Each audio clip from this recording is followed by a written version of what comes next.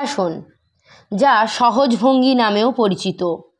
সুখাসন ধ্যানের জন্য একটি স্থিতিশীল এবং আরামদায়ক ভঙ্গি, যা প্রশান্তি এবং সুস্থতার অনুভূতি বৃদ্ধি করে।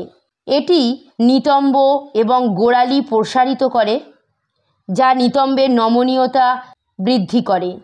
এই ভঙ্গিটি কোমরের নিচের অংশ এবং হাঁটুর ব্যথা উপশম করতে সাহায্য করতে পারে।